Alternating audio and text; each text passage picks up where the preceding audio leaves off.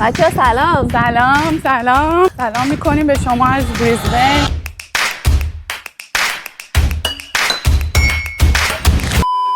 یکی گفته که دوراتون خیلی مفیده، واقعا بیشتر لایو با زبان آموزان هفتان پلاسی بذارید.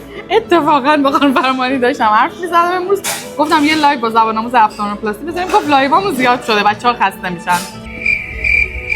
آره با خانم فرمانی صحبت کنید برای لایو بیشتر. دوست تا لایو داشتی؟ آخه لایو من دوست دارم هر هفته لایو بذارم، ولی آخه دیگه نکات الان زبان آموز هفتان پلاسی ما تو صف لایون.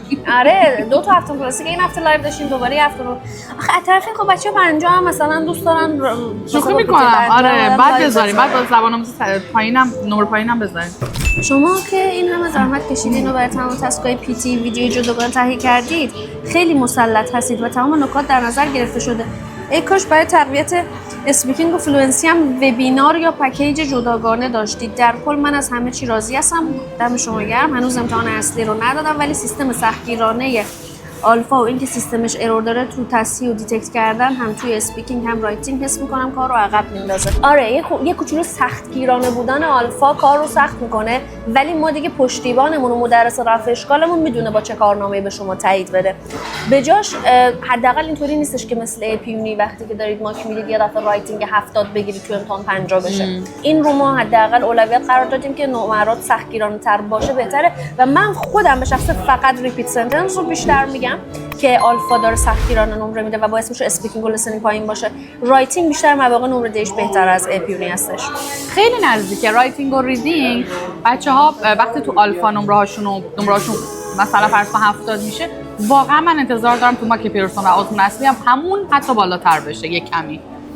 واسه همین خیلی از این نظر خوبه، ما خیلی خیالمون راحت شد چون واقعا رایتینگ اپیونی اینجوری بود که زبان آموز 70 میگرفت میرفت تا آزمون 50 هم نمیگرفت، اصلا اعصابش به هم میریخت. میگفت دارم چه کار میکنم اینجا. واسه همین مسیرت بعد مشخص باشه دیگه. بعد در مورد تقویت اسپیکینگ و فلوئنسی هم خب دوره تقویت دانش زبان اصلا واسه همینه دیگه که شما در قالب کلاس ها و دوره‌ای که اتفاقا ببین من فکر نمی‌کنم با یه وبینار شما مثلا یه فلوئنسی قوی بشه. این یه چیز زمان بره. شما باید در طی مثلا 2 ماه 1 ماه وقت بذارید تمرین کنی بر اساس متریالی که مدرس تقویت دانش زبان بهت میگه که اینها به مرور بالا بیاد. چون مثلا تلفظ چیزی نیست که من بیام بگم تلفظ این کلمه اینه بعد تو از فرداش درست تلفظ کنی، همچین چیزی نیست. باید زمان بذاری براش. و خب تو تقویت دانش ما همون واقعا روی نحوه تلفظ کردن، تو نحوه روخانی، تو فلوئنسی، تو چجوری ترانسکرایب کنید، چطوری شادو کنید و همه اینا تو کلاس تقویت دانش داریم کار میکنیم دیگه. توی رفع اشکالمون هم بازم مثلا تمرین رید الاود انجام میدی، ریپیت سنتنس تذکر داده میشه، این موارد دقیقاً استوب میشه، ایرادت گفته میشه و به مرور تو متوجه میشی اون ایراد چیه، تمرین میکنی، رفعش میکنی. اصلا من ورکشاپ یعنی در واقع وبینار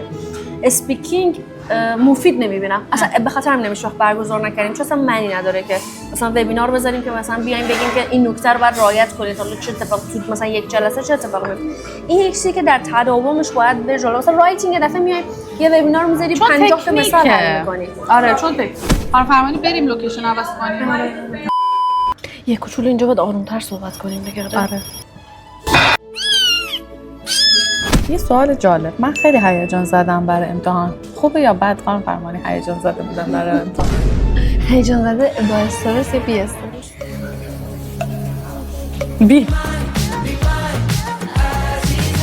هیجان که نیست، بس استرس سر جلسه اگه بخواد باشه اتفاقا خوبه. طبیعی هستم باید باشه. روبرو بشین با استرستون. اون یه زبان آموز بودش که بهت میگفتش که یه قرصی خورده بود کلا مثلا. آره دوستان میگه چند ثانیه پوکر فیس به دوربین نگاه کن.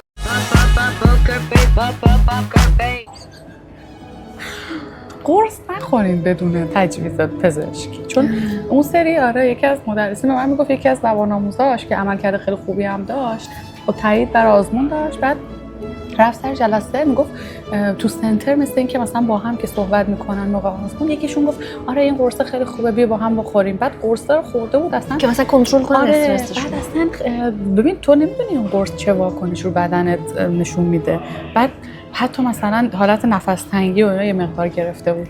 نکنین از این کارا نکنین. کلا آزمونش از دست داد. آره دیگه. چطوری مکالمه رو قوی کنیم؟ با پیتی که نمیشه مکالمه رو قوی کرد. بعد از این که آزمون پیتی دادی کلاسای کانورسیشن شرکت بکن، کلاس مکالمات رو. آره. فیلم، سریال. یکی گفته تقویم من مثل زندانیا که قرار قصاص بشن، هر روز داره تیک میخوره که کی به ما که امتحانم مونده خلاص شم. اینقدر حالا امتحان پیتی چیز اینقدر چیز وحشتناکی نیست. بعد جالبه همین آدم مطمئن باش آزمونشو که بده میگه ای وای دلم تنگ شد در اون زمانی که پیتی میخوندم. بالاخره مسیر دیگه لذت ببر ازش.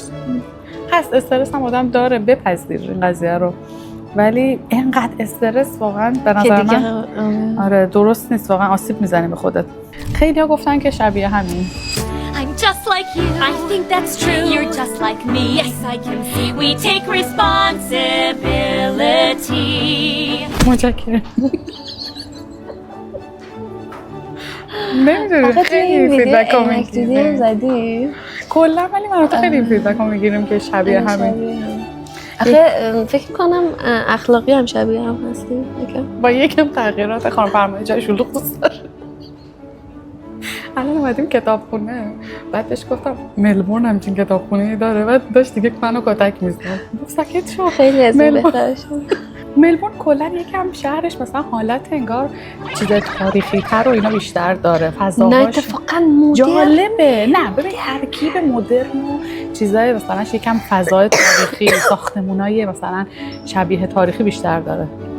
چون کتابخونه ویکتوریا بردمت مثلا کتابخونه از ساختمونای اینجوری که این پشت نمیدونم میفته یا نه، از این ساختمونا هم داره. معماریش خیلی قوی تره دیگه. اصلا قابل مقایسه با بریزبن نیست. خانم فرمانی تو به اینجوریه، بعد شما میگید مقایسه ملبورن و بریزبن نیست. خانم فرمانی اصلا یک ارق، اصلا تو قبل از اینکه بیای استرالیا هم یه ارق سنگین نسبت به ملبورن داشت. من فقط میرم ملبورن. ما اینجوری بودیم که بذار ویزامون بیاد، بذار ما راه بدن. آره و من اصلا کلا حتی قبل از که دعوتنامه بگیرم میگفتم من 190 ویکتوریا میخوام، مثلا نمیدونم من 189 میخوام. ولی جالبه من حتی بعد از اینکه لاچ کردم، نه قبل از اینکه لاچ کنم چند تا دعوتنامه گرفتم، فقط 189 نگرفتم. همه ایالت‌ها رو گرفتم به جز ویکتوریا. ویکتوریا خب کلا هر کسی رو نمیده عزیزم.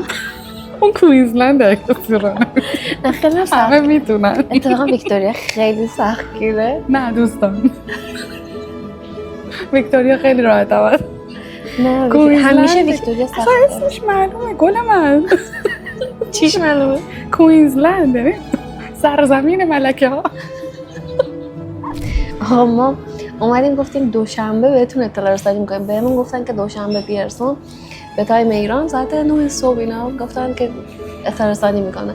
من ویدیو تغییرات رو ضبط کردم دیتیل که چه تغییراتی قرار بکنه آزمون پیتی، همه چی رو توضیح دادم و گفتم که دوشنبه صبح من اینو اطلاع رسانی میکنم. دوشنبه صبح شد گفتن اصلا به من اطلاع رسانی نکرده پیرسون. آخه مقصر این قضیه هم ما نبودیم که ما مجبور شدیم بیام همچین چیزی رو بگیم، به خاطر اینکه یکی از مؤسسه‌های مهاجرتی یهو اصلا به صورت خیلی کلی گفت زودتر به این آزمونتون رو بدین و اصلا یه انقدر استراب زیاد شده بود. با اینکه از قبلش ما اطلاع داشتیم که ما اطلاع رسانی نکردیم. ما اطلاع رسانی نکردیم به خاطر اینکه تا زمانی که یک سازمانی خودش اطلاع رسانی نکنه بقیه حق این کارو ندارن، این کار اصلا غیر قانونیه. ولی خب ما مطلع بودیم، گفتنش فقط باعث شد استرس بگیرن بچه‌ها. ما گفتیم پس درستش همینه که نگیم، ولی وقتی دیگه اون مؤسسه مهاجرتی اومدش و این استراب رو ایجاد کرد که فرداش هم متوجه شد که چه اشتباهی کرده و پاک کرد پیامش رو، دیگه به هر حال خیلی‌ها راجبش داشتن صحبت می‌کردن و ما هم مجبور شدیم بگیم که آره تغییرات هستش و ما هم اطلاع رسانی می‌کنیم، ولی تا زمانی که خود پیرسون نکنه ما نمیتونیم.